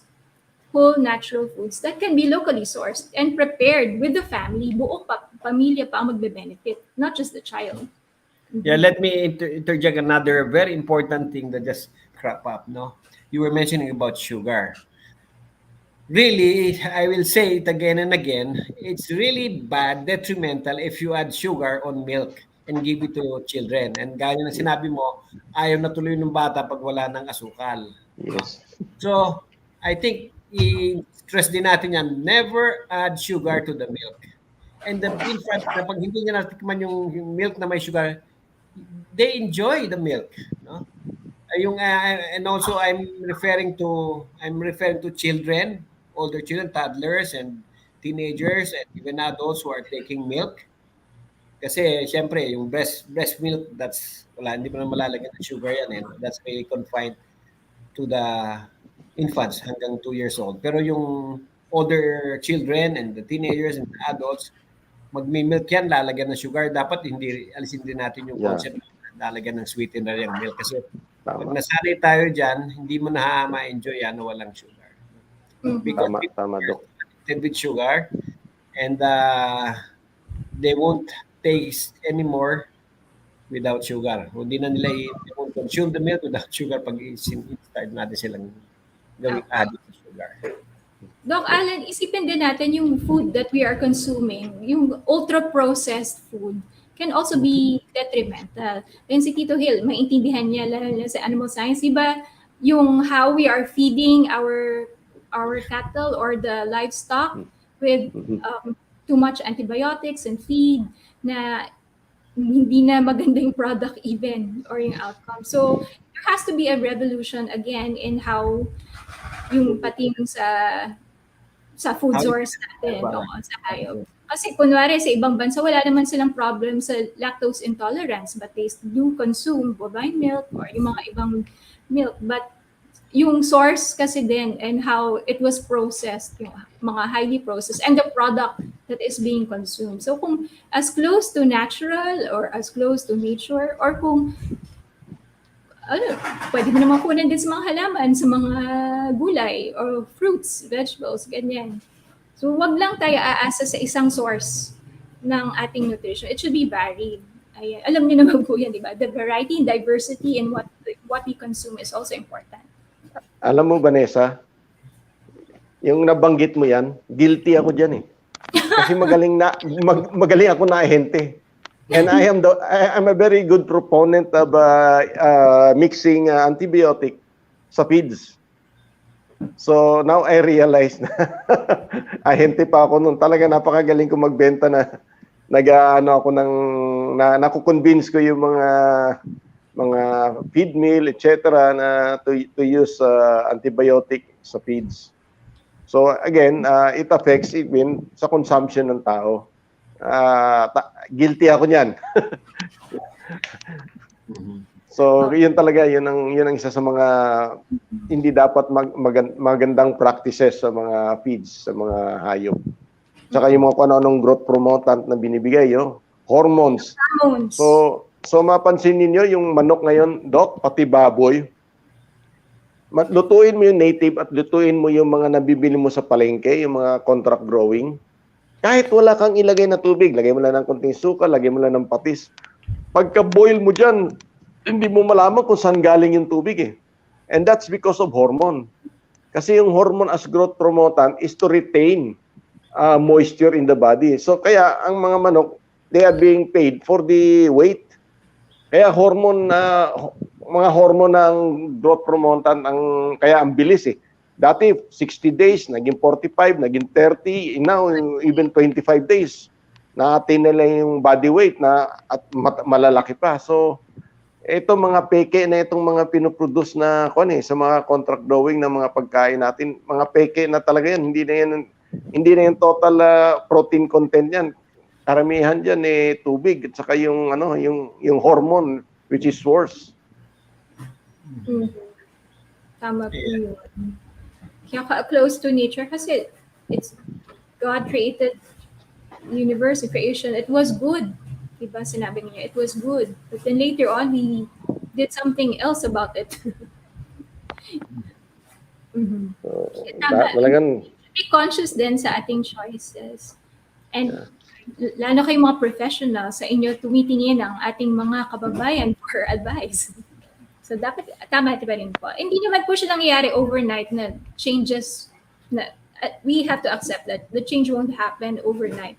But the effort should still be there and the awareness. Kaya yung simple choices that we can do every day, lalo sa family.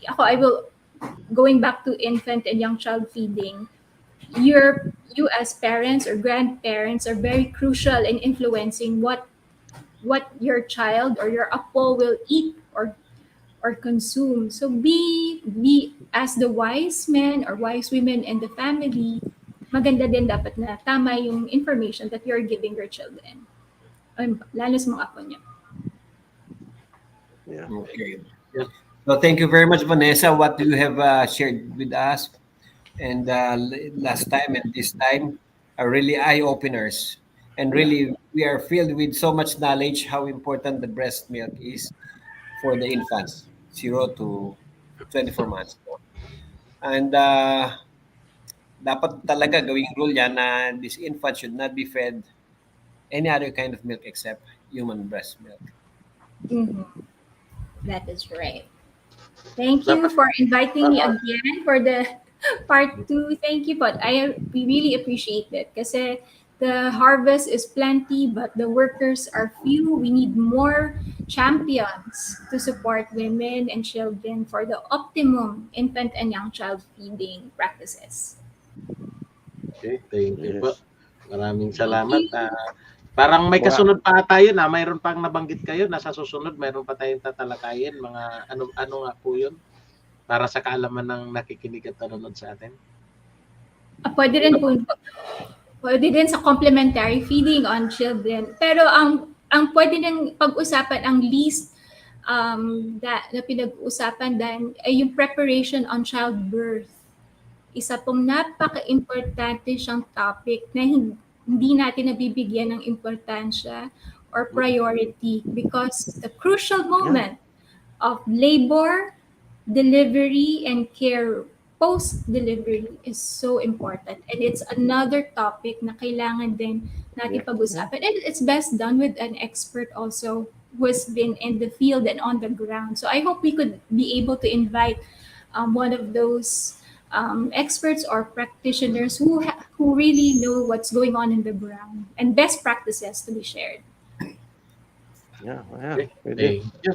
Yeah. Thank you po. Thank Very you. eye-opening talaga, Vanessa. Marami kaming Nakikita. yung maling konsepto. Oo. Kaya talagang ibang-iba talaga ang dating kasi nga marami tayong natutunan na at saka marami tayong alam na mali pala. Kasi ang iba nga ang alam nila mas maganda nga yung yung nabibili sa sa mga tindahan na gatas kaysa nanay. Ngayon naipaliwanag ni Ma'am Vanessa na mas The mas best pa rin. nila talaga, the best talaga yung nagagaling mismo sa nanay. Kaya nga yung topic natin, partner, talagang dito na-express talaga kung ano yung kalusugan. In all aspect, na talagang nadadagdagan yung ating kalaman about sa kalusugan mula hindi lang tayo malalaki na, kundi pati especially yung mga infant pa, which is very critical stage. No? So talagang malaking bagay ang pag-guess mo sa amin, Vanessa, talagang Lalo ngayon pa naman napakahalaga ng niyan. pandemic at kung ano-anong variants ang Opo. lumalabas. So, kailangan talagang optimum ang health at immunity ng bata from Sa simula infancy. pa lang. Dapat sa Yes. simula pa lang. Sige, maraming salamat. Okay. Maraming salamat, Ma'am Vanessa Liwanag. Okay, Thank you God po bless sa din po sa pagsama inyo. Sige pa. Salamat. Bye. O partner, anong next ka natin? Anong Siguro pag-anuhan muna natin, partner, kasi yung depende sa doktor na available. At saka sana Doc si lang- Dr. Banting naman ang mag-guest natin next week. Si Doktora Banting, Doc, nakukontak, ano pa rin, ano pa rin kayo? Minsan nagkakamiss. Bihira na, pero I can always communicate with their friends kami sa sa Facebook. Sige. Doc, kayo naman, Doc, anong maidagdag nyo doon sa sinabi ni Ma'am Vanessa kanina tungkol sa breastfeeding? Okay, parang i-synopsis lang ng pinag-usapan. I think hindi natin pwedeng i-categorize ang cow's milk or formula milk. Pag pinag-usapan natin ng infant nutrition or infant feeding, baby feeding, kasi sabi natin it's the best, the human milk, breast milk is the best. Pero itong cow's milk, it won't fall into the better or even the good. I will say it will fall in the category of bad. Pag infant milk natin. It can be good for older children, for Yes. teenagers, for adults. But for infants, it is bad. Kasi you are depriving the infant that dynamic living fluid na kailangan niya. And kung titingnan natin nung mga naunang henerasyon sa atin, ang lulusog ng mga Pilipino noon. Yes. Wala pang ganong antibiotics noon, wala pa yung mga formula na yan. Yung mga magulang natin, napakalulusog nila. Pero, and one big factor for that is they were breastfed by their mothers when they're so dapat you cannot overemphasize more, but yun talaga dapat. No? Okay. And then for the adults who are consuming dairy products, dapat yung pristine, yung kumare fresh milk with all the fats there. No, I remember, diyan sa Alabag nung araw, nandiyan ang Bureau of Animal Industry. When Yes. I was a kid, small kid, we were buying Carabao's milk. Bibili ako ng 1 liter niyan. After some time, lalagay ko sa ref. After some time, nasa ibabaw yung fats niyan. Yun ang Lumutang. yung fats na yan. These are really very good fats. And if you just compare ang cow's milk with buffalo milk or carabao milk, no? And goat's milk and human milk, magkakaiba lahat eh. No?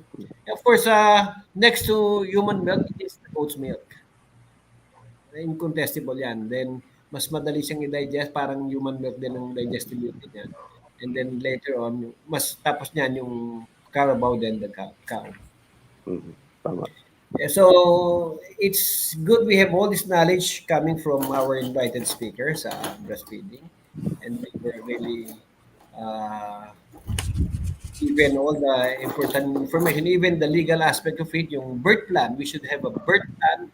And I believe, kasi wala silang durable power of attorney, dapat gagawa sila durable power of attorney kahit hindi approve ng kanilang PEDYA. Basta right ng patient yan eh. This itong masusunod pag ako ay papa-admit dito ako mga anak, ito dapat masusunod. Somebody violates this can end up in a lawsuit. Dapat gawin ng gano'n. So, yung second aspect na diniscuss ni Vanessa, that presents right for to have a birth plan and for the birth plan to be executed by the health giver or the institutions. So we really appreciate what Vanessa had shared to us from the first part into this final. Thank you very much. Thank you. Thank you pa. Partner, ikaw naman partner.